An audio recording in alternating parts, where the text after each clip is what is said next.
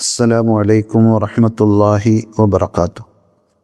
അൽഹംദുലില്ലാഹ് വസ്സലാത്തു വസ്സലാമു അലാ റസൂലില്ലാഹ് വഅലാ ആലിഹി വഅസ്ഹാബിഹി വമൻവാല. സ്നേഹമുള്ള സഹോദരന്മാരെ, സഹോദരികളെ, നമ്മൾ ചെയ്തുകൊണ്ടിരിക്കുന്ന നന്മകൾ, നമ്മുടെ ആരാധനാക്രമങ്ങൾ, ഒരിക്കലും അതിൻ്റെ പേരിൽ നമ്മൾ വഞ്ചിതരായിക്കൂടാ. അഥവാ അത് ചെയ്യാത്ത ആളുകളെ സംബന്ധിച്ച്, അല്ലെങ്കിൽ തെറ്റുകളിലൂടെ സഞ്ചരിക്കുന്ന ആളുകളെ സംബന്ധിച്ചൊക്കെ ഒരു മോശമായ വിലയിരുത്തലും, നമ്മളെല്ലാം തികഞ്ഞവരാണ് എന്ന തോന്നലും, അതിൽ നിന്ന് പലതരത്തിലുള്ള വർത്തമാനങ്ങൾ വരികയും ചെയ്യും. അത് വലിയ അപകടവും ദുരന്തവുമായിരിക്കും സമ്മാനിക്കുക എന്ന് നമ്മെ അറിയിക്കുന്ന, മുന്നറിയിപ്പ് നൽകുന്ന ഒരു ഹദീസ് ഇമാം അബൂ ദാവൂദ് ഉദ്ധരിച്ചതായി നമുക്ക് കാണാൻ കഴിയുന്നതാണ്. ഇമാം അഹ്മദും അത് റിപ്പോർട്ട് ചെയ്തിട്ടുണ്ട്. അതിന് സമാനമായ ചില റിവായത്തുകൾ സ്വഹീഹ് മുസ്ലിമിലും നമുക്ക് കാണാം.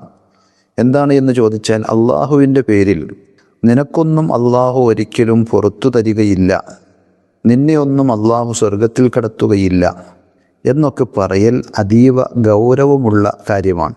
നബി സല്ലല്ലാഹു അലൈഹി വസല്ലം ബനൂ ഇസ്രായേലിൽപ്പെട്ട 2 ആളുകളെ സംബന്ധിച്ച് ആ ഹദീസിലൂടെ നമ്മെ പഠിപ്പിക്കുന്നുണ്ട്. അവർ സുഹൃത്തുക്കളായിരുന്നു. ഒരാൾ നല്ല ഇബാദത്ത് ചെയ്യുന്ന ആബിദായൊരു മനുഷ്യനാണ്. മറ്റേയാളാകട്ടെ പാപങ്ങൾ ചെയ്തുകൊണ്ടിരിക്കുന്ന വ്യക്തിയാണ്. ഈ ഇബാദത്തുകൾ ചെയ്തുകൊണ്ടിരിക്കുന്ന നല്ല മനുഷ്യനായ വ്യക്തി മറ്റേയാളെ ഉപദേശിച്ചു കൊണ്ടിരിക്കും.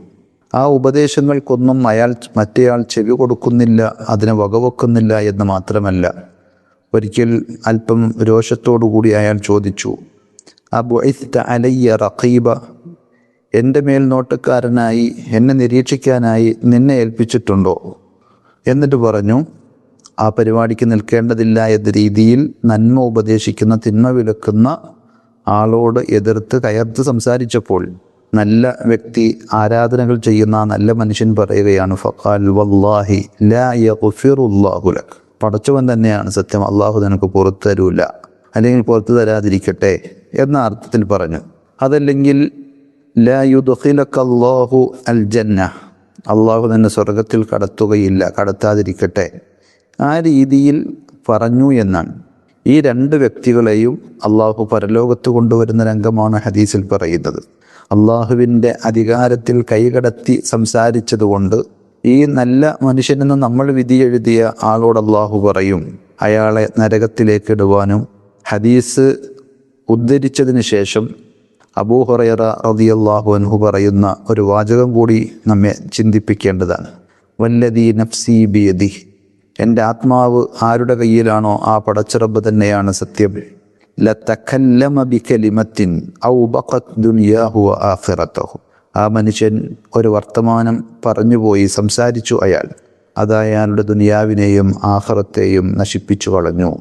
അപ്പോൾ സഹോദരങ്ങളെ, വളരെ ഗൗരവപ്പെട്ട സംഗതിയാണ്. നമ്മൾ എത്ര വലിയ നന്മ ചെയ്യുമ്പോഴും അതിലെന്തെങ്കിലും കുറവുകളോ ന്യൂനതകളും ഉണ്ടാകുമോ, റബ്ബ് അത് സ്വീകരിക്കുമോ, നമ്മുടെ അവസ്ഥ എന്തായിരിക്കും എന്ന വിനയത്തിൻ്റെയും പുനരാലോചനയുടെയും ഒരു മനസ്സും ചിന്തയുമാണ് നമുക്കുണ്ടാകേണ്ടത്.